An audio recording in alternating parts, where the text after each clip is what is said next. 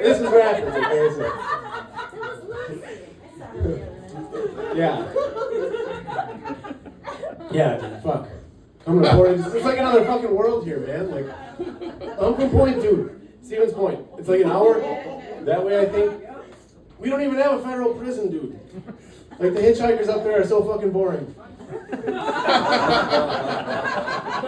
I pick up this guy, he's like well dressed, his shirt's tucked in, he smells nice. I'm like, you ever do any time, bro? He's like, no. It's like, get the fuck out of my car and go live your life, dude, alright? Portage hitchhikers got some fucking stories, man. Amen. What's the security level on the prison? Maximum? Yeah, I figured. Yeah. That's the reason why I made the decision to keep my jacket on tonight. Trust you guys. No, but it's fucked up, man. It's like, I'm coming to Portage and like, the shots don't even really pour. It's like, what the fuck is this, dude? I'm confiscating. I'm taking this shit to the lab, dude. It's like, I guess the host like sucked a deep dick once and like figured she couldn't swallow, so everybody's doing like fucking thickened liquids. It's like you're back at the nursing home, dude. It's fucked up. No. I had a bit I was gonna do, but after I saw all your shit, I'm like, I can't do that anymore. You know, so I'm just gonna tell you guys a personal story because I do trust you. You know, there's been a lot of personal stuff shared here tonight. I appreciate that. So my story, I went to the reproductive health clinic the other day. It's okay, everything's fine. I just had like a significant drop in standards for a while.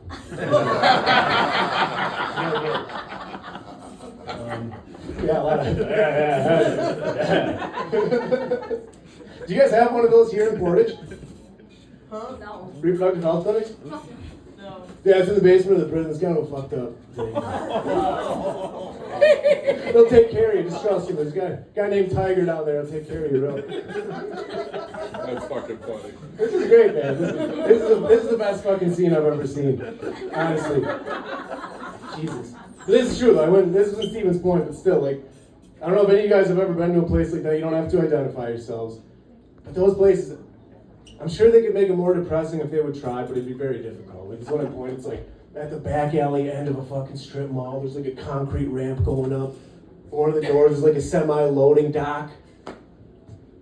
You know, I walk in, like all the furniture's like pink. There's a big screen TV up in the corner of this tiny, depressing waiting room. There's nothing on it, it's just a black screen reflecting the depression back at me. This is what I look like in a reproductive health clinic. It's just me in there, nobody else is in there. I walk up to the desk, the lady's sitting back there behind the glass. I give her my pay stubs like she asked, and she just starts asking me all these demeaning questions. So is this your only pay stub? You got another job or something? No, that's all the money I make. Oh yeah, no problem. Still married? No. Oh yeah, fine. You still on Fifth Avenue? Lost the house too. So I go sit down in the waiting room, just sitting there. She's sitting there. At some point I'm like, hey, I'm ready when you are. She's like, oh no, we'll let you know when we're ready. I'm like, is we like your pronoun or something? It's pretty sure it's just you and me. Let's be honest. I sat there for a while. At some arbitrary moment, she stands up and disappears and comes back to the door. Mr. B? And I'm like, hey, still the only one here. I go back. She's like taking my blood pressure and shit. I'm making small talk. So I guess you guys are a nonprofit or something? She's like, yeah. We've got, a bunch of locations in this part of the state. Cool. You run the show by yourself here? And she goes, oh no. There's someone else here. And all of a sudden I have PTSD because I've been to this fucking place before, man. I remember who that lady is in the corner office. Her name is Karen. She's worked in reproductive health forever and she fucking hates it. And she hates everybody. So I tried to hold on to the front desk lady, but eventually she goes and Karen comes in. And she fucking hates me too. And she's got like a permanent sneer plastered on her face and she looks like a Batman villain. She walks in and she's like, so, back again. What brings you in here this time, Lewis?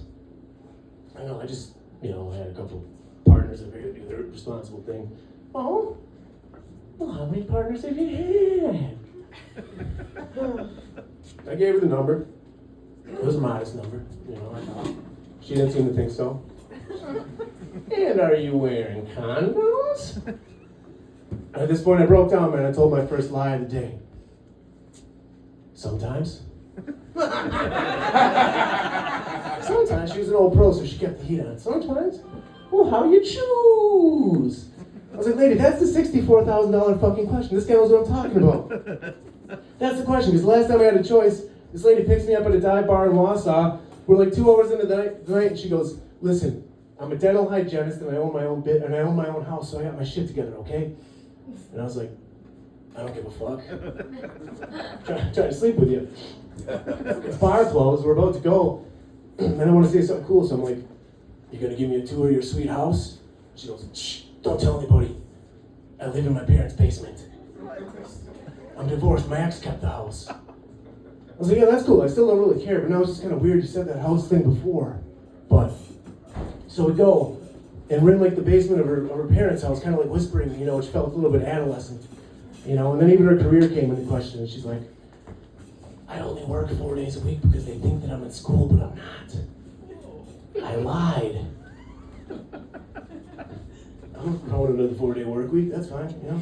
And she's like, I wasn't even qualified for the job. I lied on my application. Well, yeah, but you need some kind of credential to be a dental hygienist. I don't have it. I lied. And I'm like, you are the lamest version ever of Leonardo DiCaprio in Catch Me If You Can.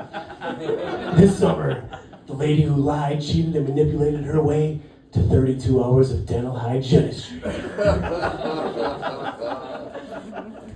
It's finally time to start getting down, and she goes, listen, I'm clean, and I have a copper IUD for birth control.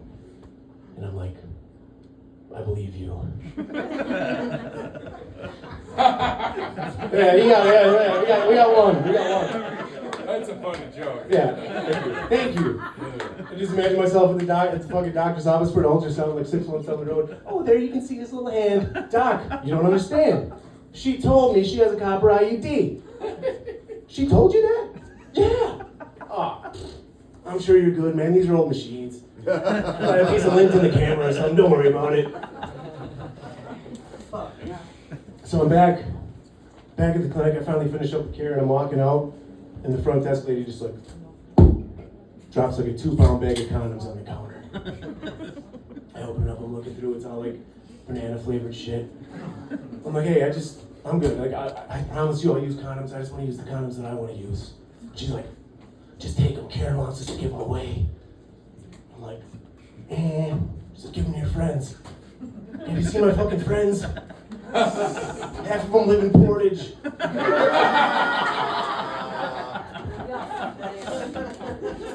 Just take them, throw them away. I was like, I feel weird about putting that much fucking latex back into the ecosystem. You want non-latex? Alright, they take the condoms. I'm like, fuck it. I'll just like blow them up into balloons and play with my 4-year-old daughter or something. Dad, why are these balloons so slimy and why do they smell like bananas? Well, sweetie, when 2 grown-ups love each other very much. Sex dog, you know, man? But no, so. Then no shit, last thing. I'm walking out of the door and there's this blue hand-printed sign that says, refer a friend to get a free tote bag. I'm like, I go back, I'm like, is that 1 tote bag per friend referral? She's like, yeah. I'm like, dude, I fucking love tote bags, hell yeah. So I walk out, start calling up all my recent exes. Hey, it's Lewis, I'm at the reproductive health clinic. I think you should get yourself tested. Just make sure to mention my name at the front desk when you go.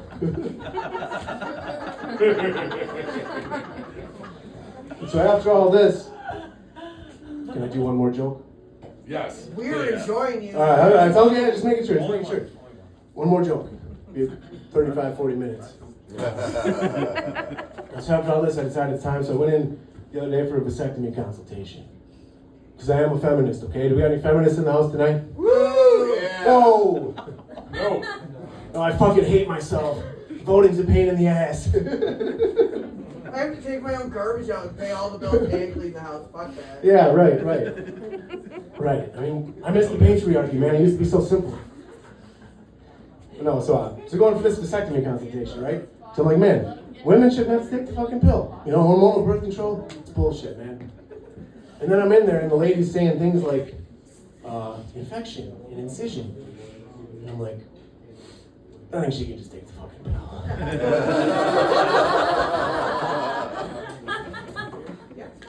She's like, no, listen, it's nothing to worry about. It's just a little snip in the scrotal region. I'm like, lady, you have to understand, when you say something to a man like little snip in the scrotal region, that sounds like the precise definition of something he should be worried about. If you were to give me a list of things I could be worried about, Donald Trump gets elected for a third term as the United States president. Researchers in Sweden find that the population of pollinator bees has reached a critical low for the first time in history. Little snip in the scrotal region. That's going to the top of the fucking list, man. Yeah. She's like, listen, don't worry, we'll just, I'll set you up with this video. It'll alleviate your concerns, right?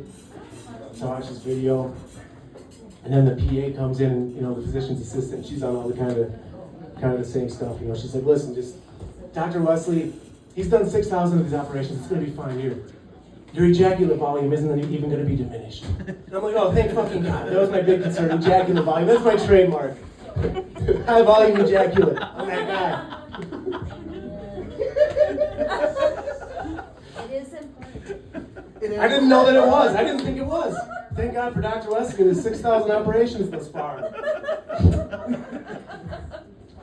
But no, and then she's like, hey, nothing to worry about. There's going to be no complications. It's just going to be like redness and swelling and a couple months of lumping and bruising and bloody ejaculate and pain. I was like, that's the no issues version? Shit. She slides a piece of paper across the desk. She's like, here, to sign this, this authorizes me to send you a 10 milligram Valium to take an hour before the operation. I was like, you make it 30 milligrams, I'll fucking sign. And I'm walking out and she goes, oh, by the way, if you get a golf ball sized lump on your testicle, give us a call. I was like, lady, if I get a golf ball sized lump anywhere on my body, I'm giving you a call. That's a big lump. Comes my testicle, man, that shit's nerd size, I'm giving you a call. That's Nerd's gummy cluster? I'm coming in, man. If I get a golf ball sized lump on my testicle, I'm going right up to fucking hospice, man, hopping in the bed. Crank up the morphine, doc, make me comfortable. No more kids for this guy. And that is what I got, man. This is fucking awesome.